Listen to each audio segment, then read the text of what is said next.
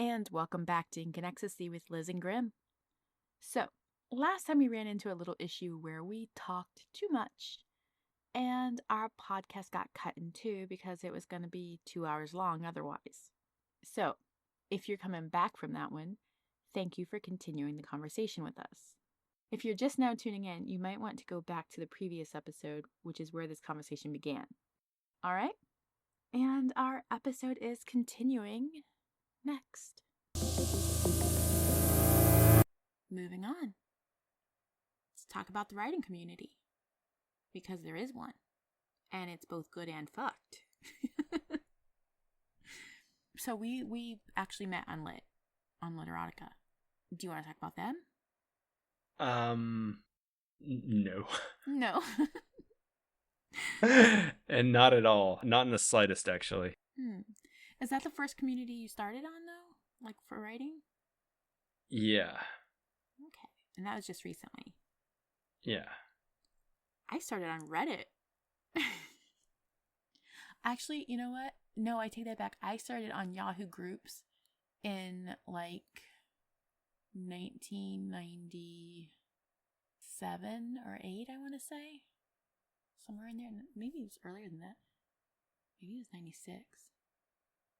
But yeah, I started on Yahoo Groups in a fan fiction writing group with people.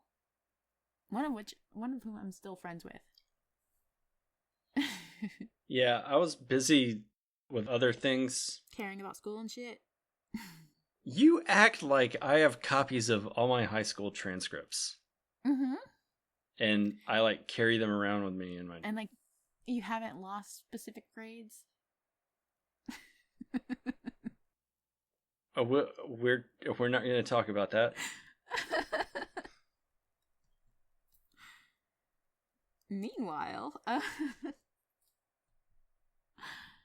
so communities, yeah, I started on Yahoo Groups. Actually, you know what? I take that back. It was started in emails. It was a writing group in emails. It was No. What? Tell the people the truth. What? You were pen pals. No. Pen pals? It predated even that. You were sending telegrams. You were sending telegrams back and forth. It just occurred to me that it started as an email group. Monsieur Matlubi. Dear sir. How are things on the other side of the ocean? Actually... I hope you are well. Terribly sorry. I am only allowed to send 80 characters per telegram. See you next time. And now I'm having, like, Critical Role flashbacks where, like, I'm thinking about sending a message and I'm counting out the words because you have 25 words that you can send with that. And you're supposed, like, the best way to do that is to include the phrase, you can reply, or, you know, please reply, or something like that, to let them know that they can reply to the message. But, yeah. Like, thinking about Critical Role and how Laura Bailey's character, Jester, she always used every single fucking word and often had to send a second message because she ran out of words. And that has always just amused me. But that's neither here nor there, so. Laura Bailey. Wait, are you talking about $200? What are you talking about? Critical Role. Yeah, I don't understand. It's a Dungeons and Dragons thing. You don't know what it is. Oh, I mean, I know what a critical hit is. I mean, I don't know, like, what you're talking about, like, having 25 words. It's a spell. Well, I don't know if it's a spell or if it's, like, a cantrip type thing. But it's a thing that you can do to send a message to somebody that's far away. Okay. And within the message, you can send up to 25 words. You mentioning a character limit made me think of that. Because that occurred to me. It's like, what if it was a character limit instead of a word limit? Because that would be so much fucking harder. Anyways, sidetracked. Okay. Sidetracked. A wee bit. So community, yeah. I started an email fan fiction thing with Nightmare on Elm Street. I started writing with a person on there. We annoyed the fuck out of the other people who were on the mailing list and did not want to be anymore. So we created a Yahoo group. And by a person, do you mean a horny guy? I mean, yeah, he was 14 or 15. Same age as me. Okay. So I'm going to say yeah. Okay. And he was Irish. So killer accent. Um, Mm. That would have been one hell of a fucking phone bill, especially back then. Oh, God. I mean, you couldn't even call the next county over without using extra phone numbers. Like extra, like you would actually have to dial the area code in order to get over to the next county. So I had talked to him on the phone quite a few times. Hmm. And this was before VoIP was a thing. Uh-huh. And I ended up spending about $1,000 on my phone bill. Ooh. Because I liked his accent. Yeah. Oh, he had a really nice accent. I couldn't understand a fucking word he was saying, but he had such a nice accent. He spent $1,000 phone bill to hear just gibberish, basically. He was my friend. He is still my friend. Still? Still, yeah, we're still friends. Oh, okay. Do you understand anything that he says now? We no longer talk on the phone. We talk by text now. Because I still can't fucking understand a word he says. I literally have to tell him to slow down. He speaks so fast and with that accent, it's just a long string of something. Yeah. Okay. But I still like listening to him talk. He's still got a killer accent. So. Right, communities. I keep getting fucking sidetracked. This is why I write bullet points. So yeah, Yahoo group, email thing started, friends continued. And eventually I ended up on Reddit. That was actually the first like official community of writers that I was part of, I would say. That first one was just, basically a couple of friends writing back and forth with each other. But yeah, like Reddit is where I got started with sharing erotica.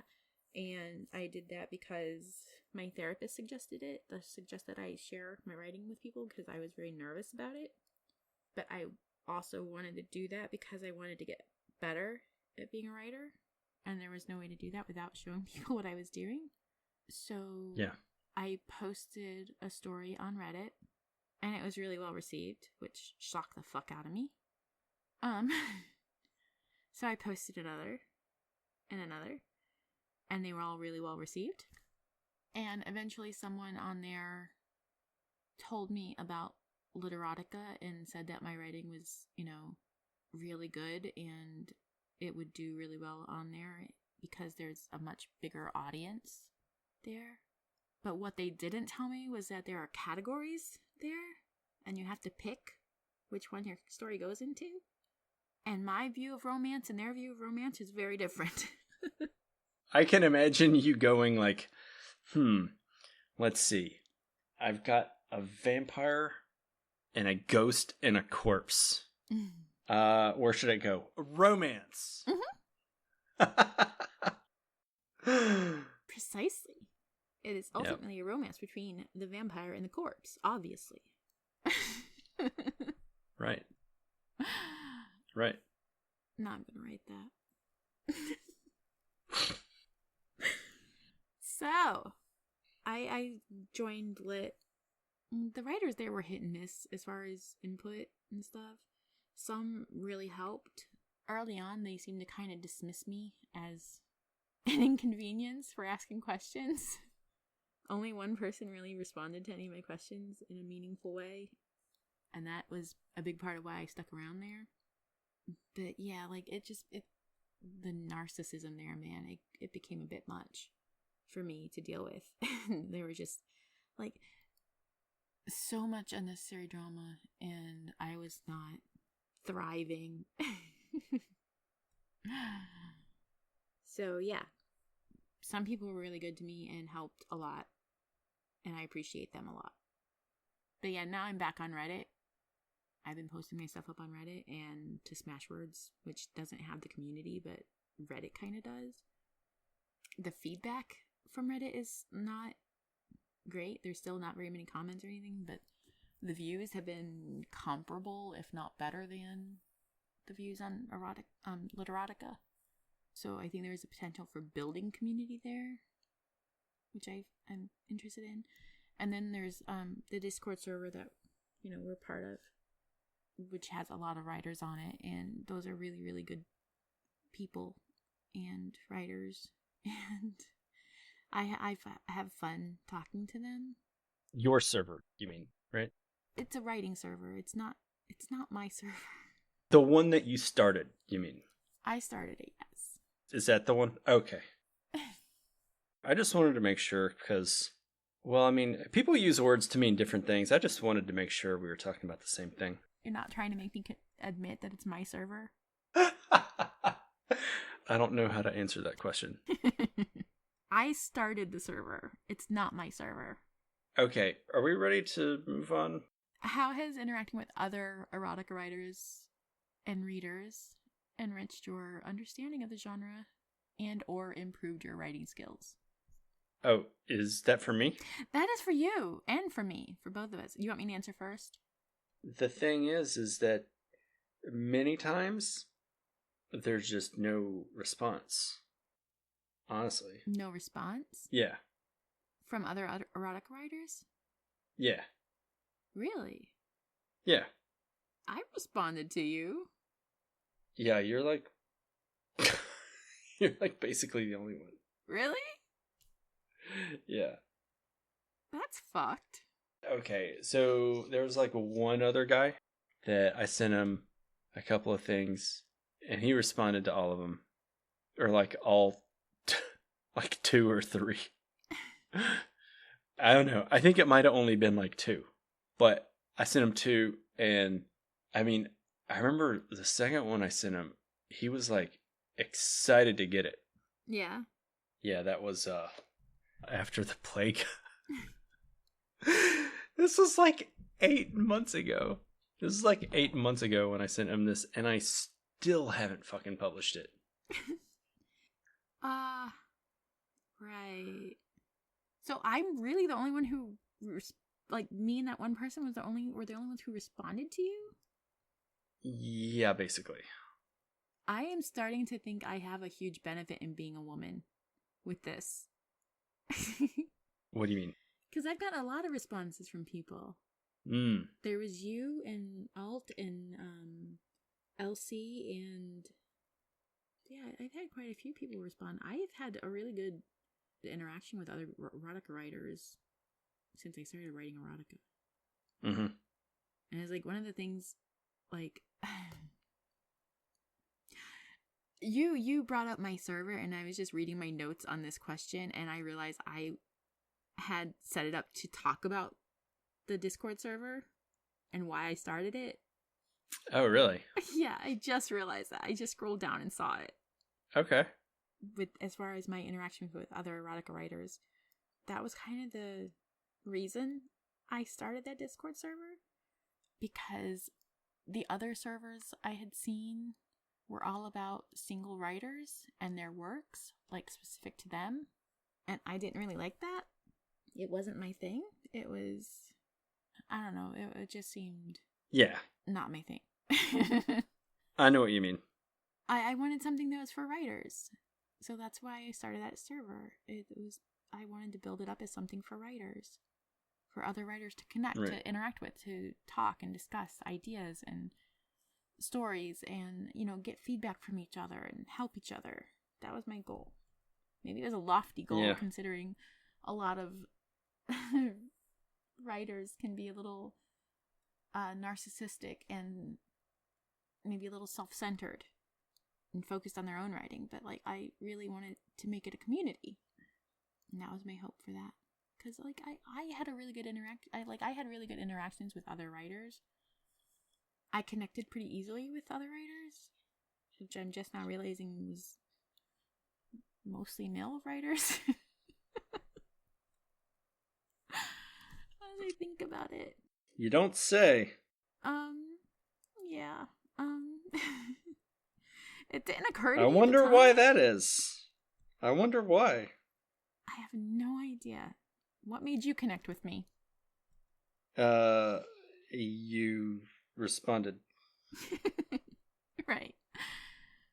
So I guess you didn't connect with me, I connected with you. So, yeah. Actually, you're probably the only one I did reach out to first. Every other time they reached out to me. Interesting. But yeah, making that community has helped me with my writing a lot. Reading their stories, seeing how they write things, how, being able to give feedback to them has helped me notice things in my own writing that I'm not doing quite right or that I think I could improve on. Yeah.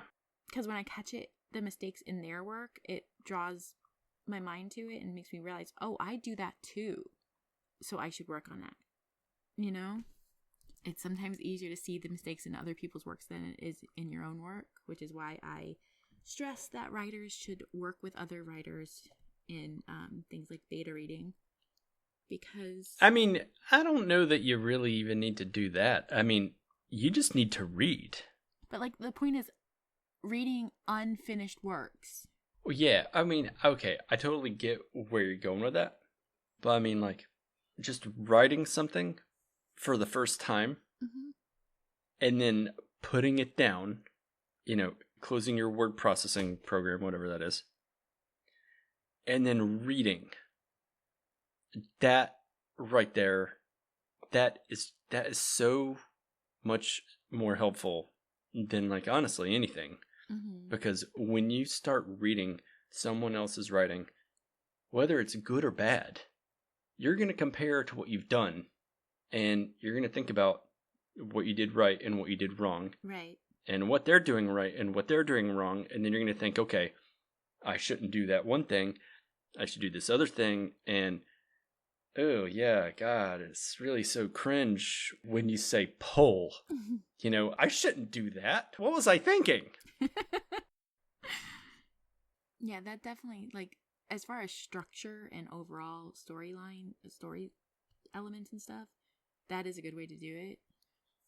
I think I was focusing more on grammar because I'm not bad with grammar, but there are habits that I've developed over years of informal chatting online that I've kind of had to break myself of recently. Because I know the rules, I don't follow them. I never really have. Right. And so, I mean, sometimes that's a good thing. It's a style thing, but like sometimes it doesn't make the work easy to read. It makes it more hard, more difficult, and it's not a great thing if the style you're going for is not conducive to the story. If it detracts from the story, that's not a good thing. It should improve or boost the story in some way. Yep. Moving along, how has your writing style and themes evolved over time? It hasn't. It stayed perfectly static. Nope. From the first time I ever wrote anything. You can ignore the comment that I just made about, writing your first story and putting it down and then improving after you read something. Yeah, you can just completely ignore that. We're not going to do that. I mean, themes. How have themes changed over time? Well, your style and themes. I mean, well, I'm just thinking about themes. First of all, here, I guess I have started writing more about submission and I guess vulnerability and obliviousness. There's just certain things that are, they're just more, what is the word? I'm actually asking you, like, I don't know what the word. What you're thinking of. It's just more. That's all I know. I don't know. More involved, more like interesting? I guess it's more interesting. I don't know. Okay. And then writing style, I have noticed recently that I'm combining sentences into larger paragraphs. Yeah, I noticed that too. that is one thing that I'm doing. When I first started writing, like, I had like no idea really when do I put dialogue in with narration? Should I ever do that? Should I not? How the hell do people write? Because people write in all kinds of different ways. It doesn't matter if you're looking at published or self-published or whatever, this genre, that genre, whatever. Mm-hmm. You know what I'm saying? And it's like people can do whatever you want. And because writing it's a freaking art form, you know? Like people can do it any way that they want. And so there's like no one true answer. Right. You know what I mean? So that's what's really been so interesting about it. Yeah. Is that it is a constantly changing and evolving art form. Oh, yeah. You're going to constantly be, like, even going forward, your style will, I mean, unless you're just really stuck in your ways, which is not a good way, in my opinion, to write, because you're going to get boring to readers, in my opinion. Yeah. Yeah. You're always going to be evolving your style at, you know, if you want to keep getting better anyway. If you replace it with where you are, I mean, fine, but... No, that's like the number one thing I don't ever want to be. Same. But, yeah, so I think I might have told you this before, but just bullet pointing scenes. Yeah, you mentioned that. You know what I'm saying? One thing that I used to do when I was trying to just write notes for a story, just to kind of get it off the ground, right? I would have notes, they would be all over the place. And I would be writing out scenes, and then I would be making little notes here and there. Sometimes I would have a scene at the very beginning of a story, and it would be like the last line in my notes file. Oh, and by the way, this is how the story starts. I mean, shit was just everywhere. It was crazy. Chaos. Yeah. I got to the point where I thought, well, you know what I need to do? I just need to write out a one-line description for each scene. And then once I have all those written out, then I can go through and I can do bullet points or, sub-bullets for each of those. Mm-hmm. And then I can kind of storyboard it. You know what I'm saying? Mm-hmm. And, yeah, so I don't know if I mentioned this, but I actually put 4K into doing just that over like the last day. Wait, did I start that today? You said today. Or, well, yeah, yesterday, but yeah. This freaking story, it is like, I'm not even done. And I'm thinking right now, compared to, what I've written before for treatments, this might end up being like a book. Like for real. I mean, that's not a bad thing. But yeah, Snowed In with Dad, Bound Fun, Best Friends in the Den, like basically all of those, and all of my newer stuff is getting the bullet point treatments. Mm-hmm. And then Snowed In and Best Friends, both of those topped 40K. Mm-hmm. And what I find is great about bullet pointing the scenes is that I'm able to take the core ideas and develop those as an entire scene instead of losing the idea of a scene to a single line of dialogue. You know what I mean? Right, yeah. Which sometimes that would happen in some of my earlier writings. I would write down something and then it would just be this fucking throwaway line of dialogue. A fucking throwaway line of dialogue. I look back at it later and I'm like, man, why the fuck? I need to expound on that. You know what I'm saying? Because that one line, that's like a fucking story in and of itself. What am I doing? Yeah, that can be easy to do. Losing something like that, like, yeah. Overly condensing is what I'd say. It's basically just not expanding or not expounding upon. Yeah. That's what that is. So that's how your writing style and themes have evolved? I guess themes have evolved in those ways. That's like a very generic way to answer that, because it was, or not generic. I guess that was a very specific way to answer that question. But I guess generically, you could say it's really just more about reading and just paying attention to common themes and stuff like that, and then just being exposed to the right stories. Right. Because it only ever takes one for an idea to fester in your mind. It's like, oh, okay, dollification exists. Duly noted. You know what I'm saying? Mm-hmm. Yeah, like, for me, I just went from, like, super simplistic, let's fuck erotica, which is basically where my stories started when I started writing them, to much more drawn out, kind of cat and mouse chase type erotica. Yeah. Where the tension, it was all about building up tension in different ways. Yeah. Yeah. I mean, the chase is the best part. That will they, won't they, that dynamic, that sort of battle, inner or outer, That's my favorite part of writing. But also, as far as themes, I started out posting stuff that was really soft and fluffy and light, and that's not really my style. It's not my ideal. When I write, those were things that I wrote to prove that I could. Mm-hmm. Yeah.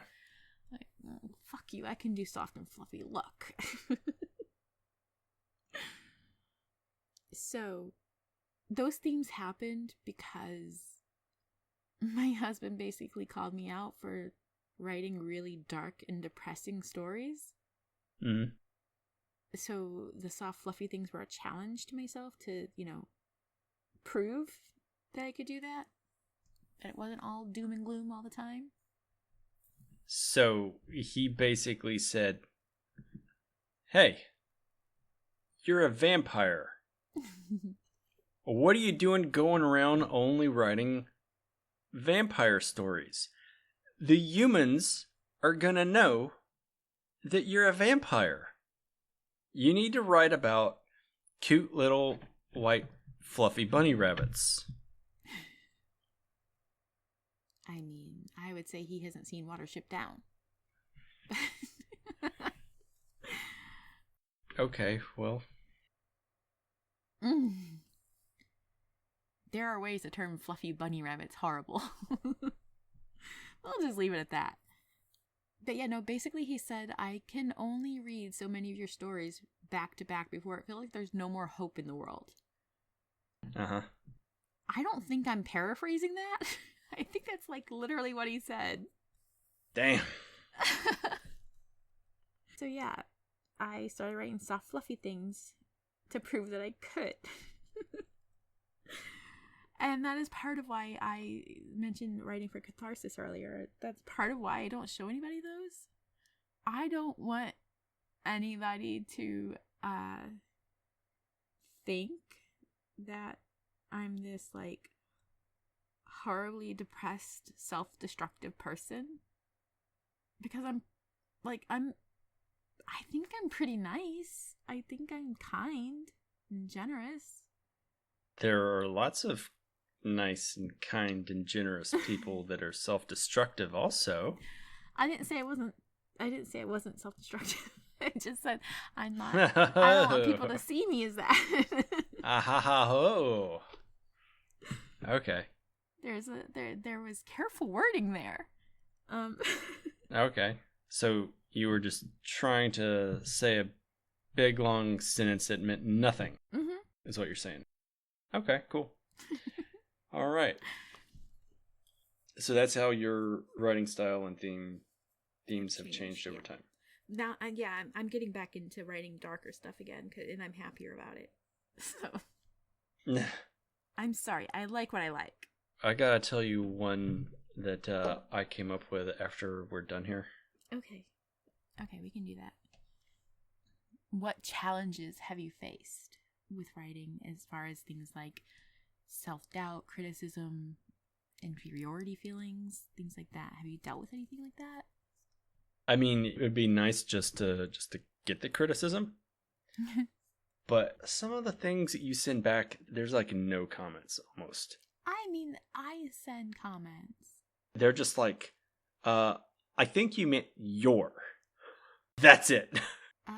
Well, you did. Okay, I have done much more detailed comments than that. If there's nothing negative to point out, there's nothing negative to point out. I mean, recently. It kind of seems like recently. It's been few and far between. But yeah, so self-doubt, I mean, yeah, that's huge. I mean, I think that's common with any writer that's actually interested in writing. Like, that actually cares about writing. Yeah. mm-hmm.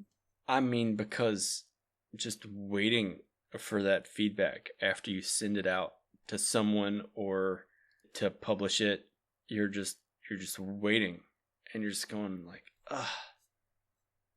it sucks, it's terrible. Yeah. I'm just the worst. Yeah, definitely. Yeah. I still remember like the first few comments I got on the first story I published. I wasn't expecting anything really, you know? I was like, I'm going to put this up there. Like, 2 people are going to see it. Maybe one of them might read part of it, and that'll be it. My first story had something like 15 comments on it, and it had like 100 and something upvotes. I want to say it was like 140 or something like that. And I was scanning through the subreddit to see, you know, what the average or median was, whichever, for recent stories. And most of them were getting between maybe 20 up to maybe 100. Mm-hmm. And so I was kind of just floored. I was like, did they actually read the story? Like, did they click the wrong story when they were upvoting? You know? Yeah. So, crushing self-doubt. Yeah, that's a check mark for me. And it's not like the... Crushing self-doubt? Yeah, crushing self-doubt. I mean, you can't ever crush it completely. I meant self-doubt that is crushing. Ah, okay. I thought you meant crushing as in actively.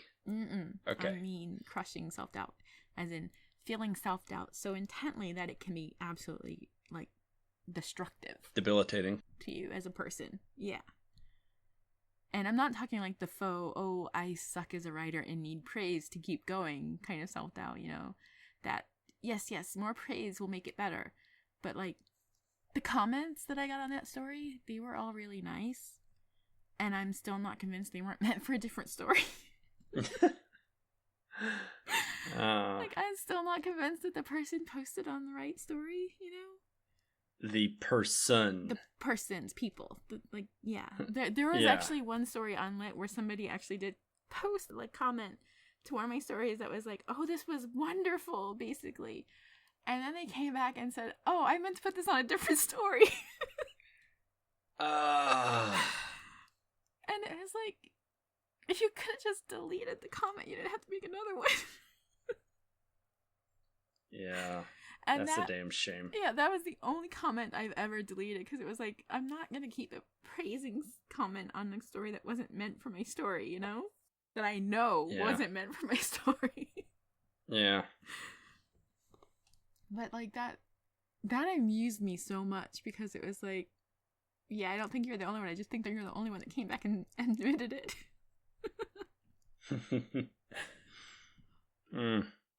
But yeah, the self-doubt, imposter syndrome. Every time a story gets praised, I question it. When someone criticizes a story, I'm much more open to that. I mean, there's a limit. There's a limit? Not for me. Okay. Alright, sure, fine. Nobody's commented on your story, or you haven't submitted it. No one's read it yet. It's like, okay, fine. You can think whatever you want to think.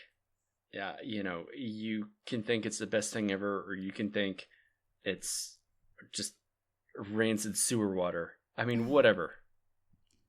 Right? Mm-hmm. But if people get together and they're all saying the same thing, you can't ignore that.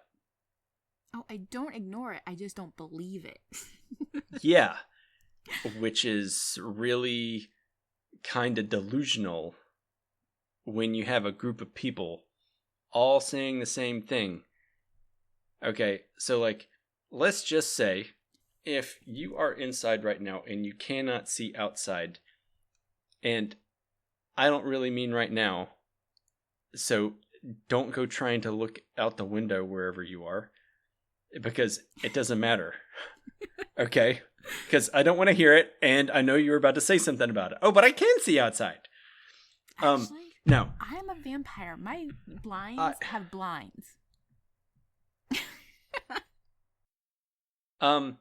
Yeah, so if you're inside and then you have like 5 people text you and they all say the sky is red outside, what are you going to think? It's dusk. Oh, fuck off. Seriously, just fuck off and let's just move to the next topic. Next topic. You can't like get mad at me for answering the question you ask. Next topic. I would answer it. You weren't supposed to think about it that hard the way that I asked it. I didn't think about it hard. That was just what first came to mind. Blah blah blah blah blah. Next topic. Topic maestro. Come on. Let's get into the impact on our personal lives. How has writing erotica influenced your views on things like sexuality, relationships, self-acceptance, all that shit? Well, it's definitely influenced my relationships, especially because it led me to meet you, and now my relationships are just really all kinds of fucked up, really. Because now I have to wake up in the morning and I have to go throughout my day thinking, yeah, so there's really a person like Liz. And now I have to live with that. I'm sorry. Like, just knowing that there is a real life vampire out there walking around. Vegetarian vampire. Or at least mostly vegetarian. What do? Eat fucking plasma fruit? Didn't you say that you sleep in a coffin? No, I did not. I said I would if I had one. You said... Oh, man. Okay. All right. So, you were saying... I don't know, something about how you're a vampire? I don't remember. You were saying that on how writing erotica has influenced your views on relationships, sexuality, self-acceptance, that shit. Oh, yeah. For self-acceptance, I don't know. Like, I don't even know what that even means. Like, if you ever had a problem with your interests or desires beforehand, and has writing erotica at all helped you in that realm of things? Oh, I was thinking that was like maybe like something like self-esteem or something, or I mean, it could be confidence or something, but no, like I don't have any problem with anything like that. Influencing my views on sexuality, I mean, I guess I do think about bondage differently, as we've talked about before. Mm-hmm. In the last podcast, or the one before that, or the one before that. I don't know. If you're listening, you might just want to go back and just listen to them all, because I don't remember which one, honestly. Yeah, we've talked about so many different things that it's hard to keep track of. Yep. Whose brilliant idea was it to record all of our conversations? Who was that again? I believe you're the one who said that when I brought up having the podcast. I believe you said, oh, it'll be just like recording our conversations. Or something maybe along those lines. Yeah, except our conversations actually turned towards erotica. And yeah, after that, before that, we never really talked about erotica. We fucking never talked about erotica. Like fucking ever. And now it's Like, like what the all we fuck? talk about.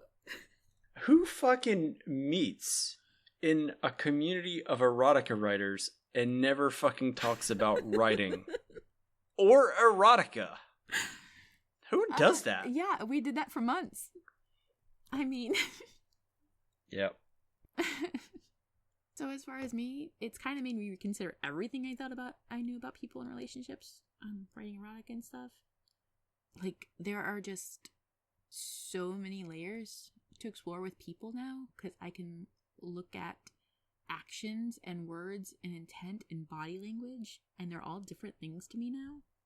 Like, you can kind of tell when someone's not being honest about something because of there's always a tell in their body language or their tone or, things like that. And writing erotica has let me kind of focus on those aspects and include those in my writing, which has made me more aware of it. And then things like sexuality, I've never really, had any hang-ups about that so much. I've always been pretty open about that. My husband knows I'm not 100% straight, so I just happened to meet him and marry him, and he happened to be a guy. Like, no other gender or gender expression would have changed that for me. Like, it would not have mattered to me, and he knows that. And as far as self-acceptance, well, talking about, you mentioned, with self-esteem, that's non-existent. So I'll go with what I intended, in that having any hang-ups around interests and desires, things like that, I haven't. I've always been able to kind of talk about those things. So, that's just always been a thing for me. I've never had an issue with that. Did you have more to say on it or anything?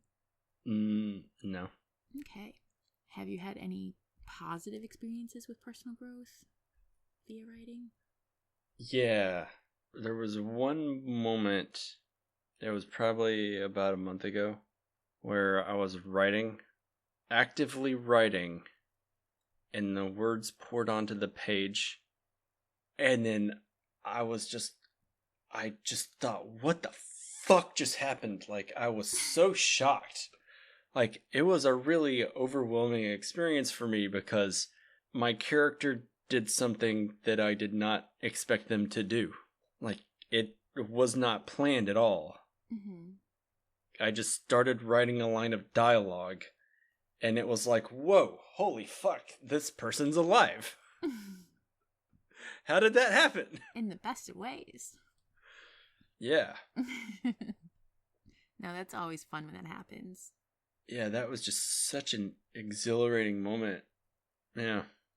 Has there been anything else that's, I don't know, stood out to you as a change in you that has happened either from writing or from interacting with writers or interacting with other stories, or rather reading, I have exceptionally high expectations, right? Mm-hmm. And so, in order to really experience any change, it has to be very sudden, and it has to be a marked contrast.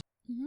It's got to be like a instantaneous transition, where I kind of call it leveling up in a weird kind of way. Like, when I'm doing my day job, which I've been doing for, I don't know, 7-8 years in my current industry, I've leveled up maybe 5 times, and it's kind of like this paradigm shift where you realize, oh, okay, this new thing that just happened, or that I just experienced, I just found out that that's a thing, right? Mm-hmm. And then you just expand your awareness of what's even possible, so to speak. Mm-hmm. And I guess that was sort of my first leveling up moment as a writer. And I guess that was a month ago. That's cool. Yeah. I'd have to say, for me, at least, it has, the most positive experience I've had has been the ability to build friendships again. Meeting people in real life when you don't go to bars or clubs or things like that, or even attend things like church and stuff. It's really fucking difficult. Yeah. So I've kind of closed myself off to new interactions with people for years because I didn't see the point in it, because I didn't have the opportunities to build those connections. Yeah, well, when you're banned from church, I mean, what are you supposed to do, right? Yeah, well, it's only one church. I could have gone to other ones. I just didn't want to. But Well, they all talk, right? yeah. But no, like lately, the interactions I've had with other writers, I've just found myself more interested in building like real friendships, and that's been a really positive change for me. Anyone I would know? No. Okay. And sometimes they happen entirely by accident. Yeah. And then sometimes you're asked a question about that, and you don't even really, think about anything like that. You're just thinking about writing. Yeah. Anyway. So yeah, no, my positive experience in personal growth is that, without writing erotica, joining Literotica, interacting with the writers that I have interacted with, I wouldn't have ever met the people I know now, and I wouldn't have built those friendships. And they've helped me be a better writer. Good. They can read one of my stories and tell me that, this doesn't work. This is fucked up. I need to fix this. And they know I'm going to respond well to that because that's what I want. I want to be told where I fuck up so I can get better. And they do that. They don't placate me to try to, make corrections seem less harsh. I actually had one friend recently. He read one of my stories and basically told me I needed to trash it and start entirely over, which I did. And the story was better for it.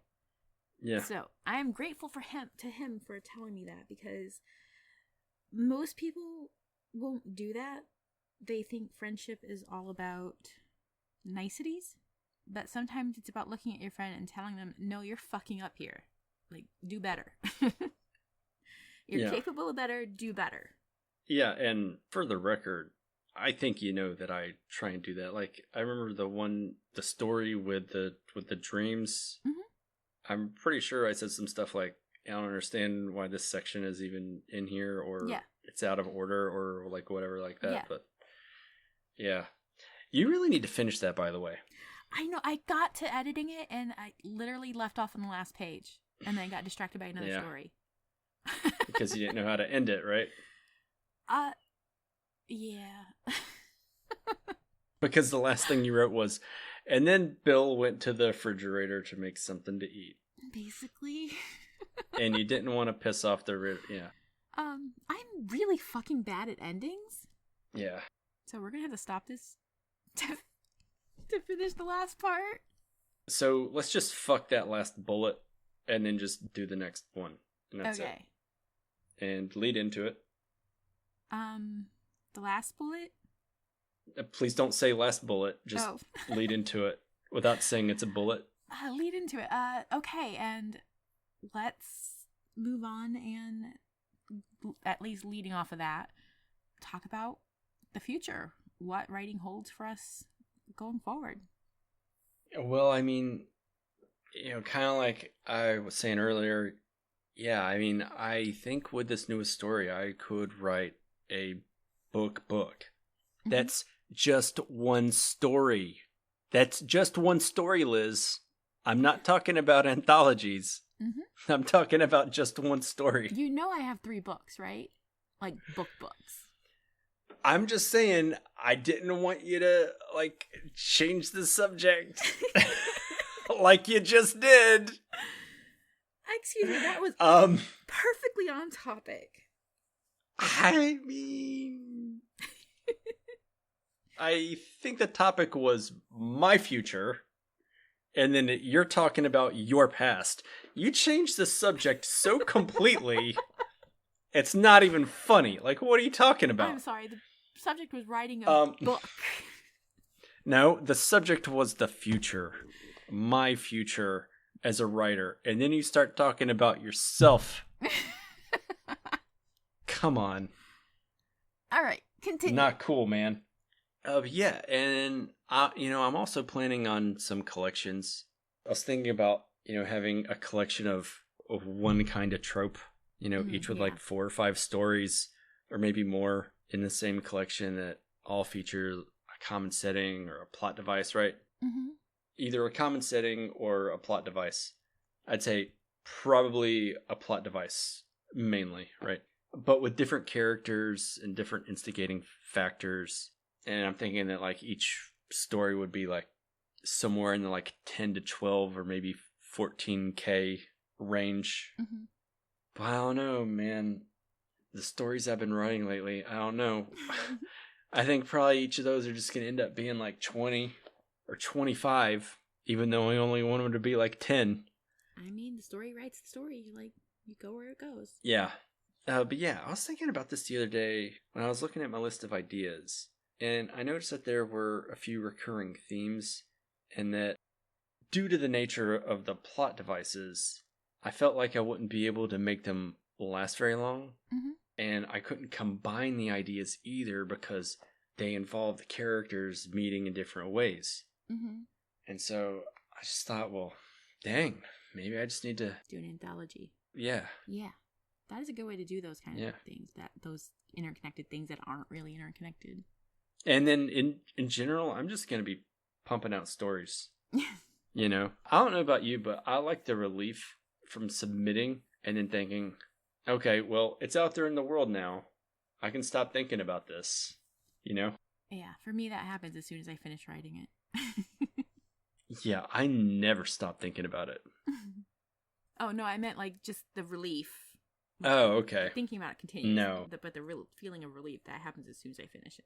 Like, No, actually, I am lying so hard. I don't actually get the relief until I get a little bit of positive feedback. Mm. Because I still think that it sucks. There is that.